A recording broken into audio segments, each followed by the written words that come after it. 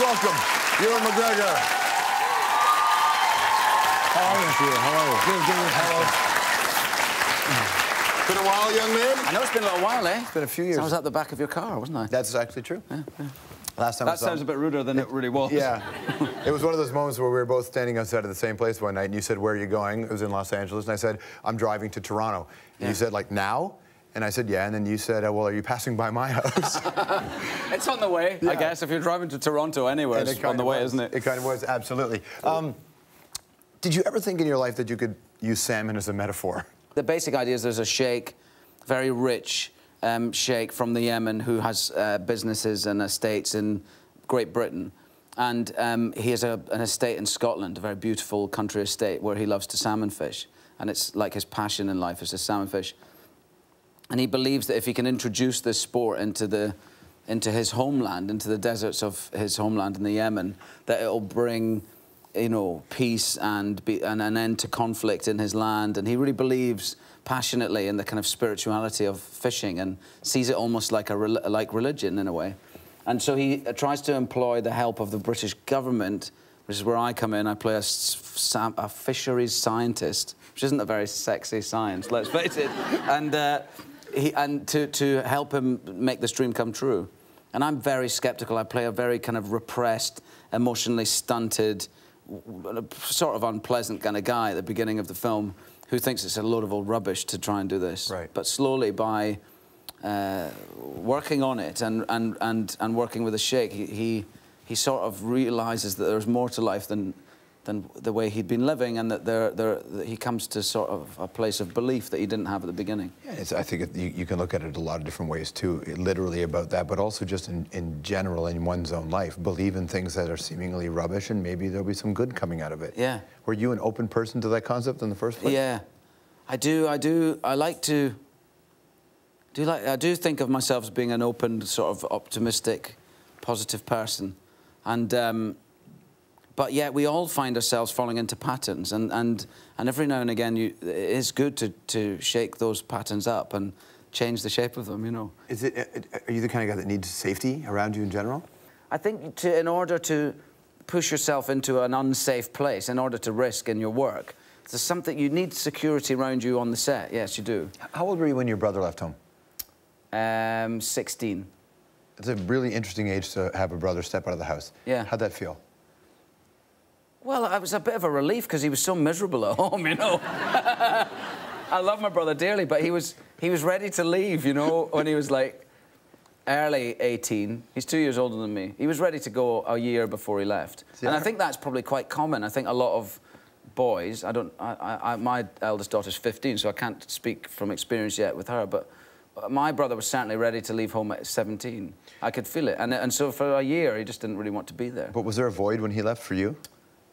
There was a void in that there was a lot of expectation left, because he was very successful at school. He was the head boy of our school. He was the captain of the cricket team and the rugby team, and he had the most beautiful girlfriends, one of whom I'll forever be in love with in a little way. Not really.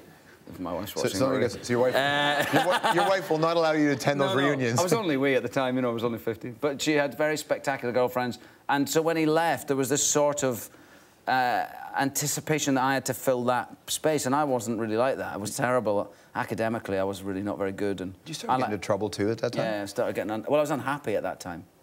I became quite... I got into trouble a lot because I was really fed up with school. School, to me...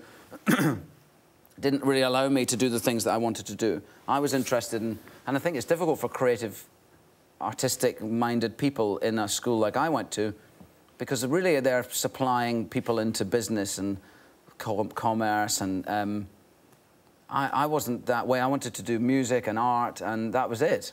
And they didn't let me do that. They said, well, you can't do both. You have to choose one or the other. And I thought, well, I'm only interested in those things, you know. So I kind of resented it and started behaving badly at school.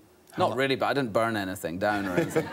But I wanted to. Yeah. When did you start to realize that you needed to get happier again, or kick that into place? When I think it's a whole process, and I think I was dealing with a lot at a young age. You know, I became quite well known right off the bat. I left drama school. I went through drama school and then did Shallow Grave and Trainspotting not too long afterwards. And I think when you're dealing with that sort of recognition and success, and you're young, it's a lot on your plate, you know.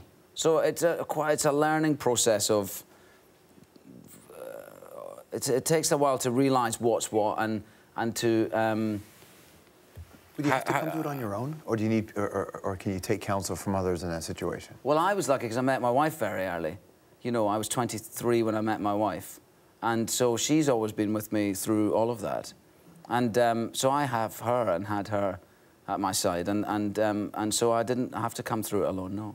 But it took me a while longer than that to kind of, you know, to realise what it is that makes you happy and realise what's not making you happy. And a lot of the things you think are, like partying and drinking and things like that, you think at the time when you're young and, you know, you're riding this kind of wave of success. One day I just realised those things weren't making me happy at all. And in actual fact, were not making me happy. And the things that were making me the happiest were right in front of my eyes, you know, were my home and my family and my wife and my child at the time, and now my children, you know. It's not a unique story, but I was lucky because I saw it early. What's interesting is that with musicians, oftentimes when they go through the worst moments of their life, it bears itself out in their art, and sadly, the unhealthier you are, the better your art is. Right. Does it have an impact as an actor? I hope it's not the case, because I've done a lot of work since then. You know what I mean? And some of it I think is really, really good. But I suppose it is a. I suppose it's a worry, but I don't think it has to be true, because I really believe that when you've got more choice, you know. When I was raging and partying and acting, I was still doing it, all right, but it limited my choices. I think on set I was going, OK, I can do it like this, OK, I've got it like this, I'll do it that way. And now I can go, OK, I can play it like this, or I can play it like this, or I can play it like this. My horizons are broader, and in fact, a lot of the kind of risk-taking and stuff that you think is risk-taking in those moments, you know, isn't that interesting, really. And risk-taking now is a broader thing. And I'm not, you know, I'm not a rock star. I'm an actor, and it is a different ball game. I always think it's, you know, I've played gay characters and straight characters and naked gay characters and naked straight characters, and I think it's all part of. What's great about what we do, you know. I think films are about life, and certainly the films I like to make are. I'm not mad about, you know, being in fantasy films or sort of cartoon-based films. Unless they're like Star Wars, which is which is different, I suppose, because it's sort of on its own. But I'm always interested in acting in terms of exploring real people in real situations, and therefore some of the films I've done have been very. I've been absolutely about sex and sexuality. The film I made with Greenaway called The Pillow Book, for instance, was about, the whole film is about a woman's sexuality. And in a film like that, then you're going to be naked because you're having sex. I don't have sex with my clothes on. Not all the time, anyway. Not unless Louis C.K.'s there. So I've never had a problem with that. And the same thing with gay or straight. I just don't...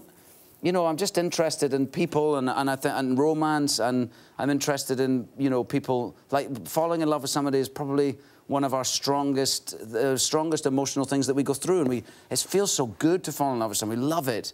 It's such a good feeling, and whether that's for a man or a woman, I don't really mind. I think it's what's interesting is the feelings themselves. So you talk about real life. Nothing is more real than when a doctor says, "Hey, Ewan, that's cancer," which you got that diagnosis. Right? Well, yes, a little bit. Not in such a major way with me. I mean, I had a little basal cell carcinoma, it's called, under my eye. It's not... I mean, cancer's serious, of course it is, and you should be careful with it. But, you know, it's something that was very easily treatable and not a spreadable one. And so I was very, very lucky. I mean, my old friend Charlie, you know, had a testicles cancer in his testicles, which is a different story. And so, you know, there's things that you have to be really careful about. But I was quite lucky. How's Charlie doing? Good. Yeah?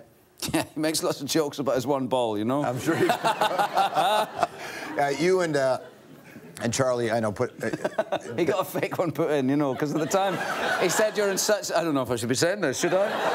Yeah. He told me that at the time you're in such a, you know, psychologically in such a mess. And he went, now you can just leave it as it is, or we can give you a replacement. And so he in his state, he went, oh, I'll have a replacement. But now he's got this kind of fake one in there that wobbles about. It's never going to knock it. Does he ask you to knock it? It pings it. Oh man. Let's run some anthropology by you here. Okay. What's more rewarding, small movies that let you take chances, or big fat blockbusters with those huge paychecks? Well, the first. Yeah. The huge paychecks are sort of a thing of the past as well, sadly speaking, yeah. Yeah. Did Sir Alec Guinness ever appear to you in glowing ghost form and give you any Jedi acting tips? No. No? But I did, and only through his books. I read his book. He wrote 3 beautiful books, and they're very lovely, lovely books. So he, in a way, he spoke to me through those. I never met him, sadly, but I'd like to have. Do you look for inspiration like that?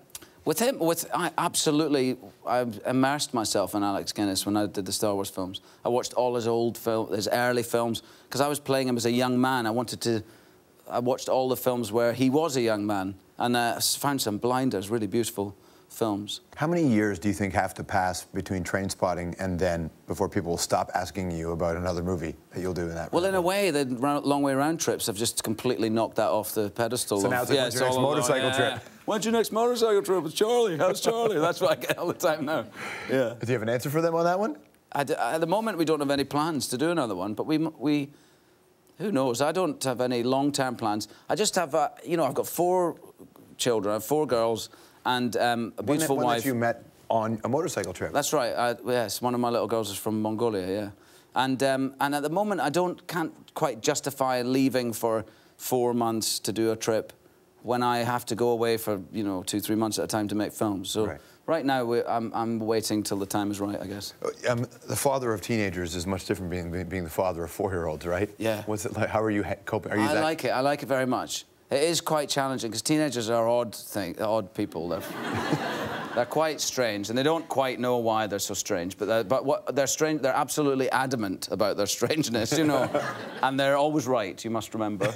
And but I love it very much, and I like my relationship with my teenage daughter is really wonderful, and as it is with my baby. But you know, it's a great thing. The film was called Salmon Fishing in the Yemen. It's one of the best films I saw during the film festival. You must see it. Ewan McGregor, everybody.